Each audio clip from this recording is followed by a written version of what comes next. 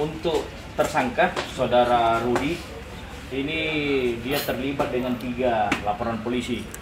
Yang pertama LP nomor 2266 Romawi 6 2018 tanggal 28 Juni 2018. Itu yang pertama. Yang kedua LP 291 Romawi 7 2018 SPKT tanggal 17 Juli 2018. Dan yang terakhir laporan polisi LP 22 Romawi 1 2019 tanggal 10 Januari 2019. Ini kami dapatkan, tersangka didapatkan pada hari Sabtu tanggal 12 Januari 2019 pukul 22.00 oleh tim Resmob dan tim Piton Polres Mamuju melakukan pengungkapan kasus tindak pidana pencurian. Jadi dia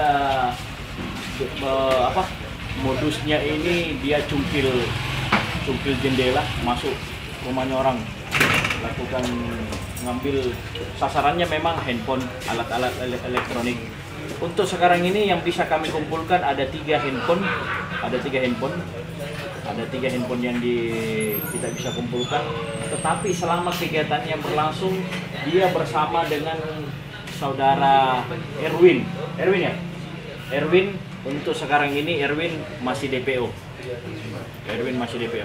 Ini kan residivis ya konten? Iya, bener. Jadi ada beberapa. Oh, pernah ditahan di Kalimantan? Penganiayaan di Kalimantan ya? Di Kalimantan Timur? Di sini juga? Di sini. Ini dalam proses tindak pidana penganiayaan pernah terlibat nih. Ancaman hukumannya konten? Pasal yang kita sangkakan 365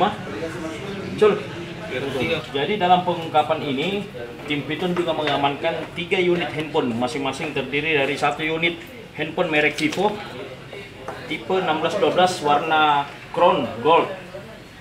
Itu di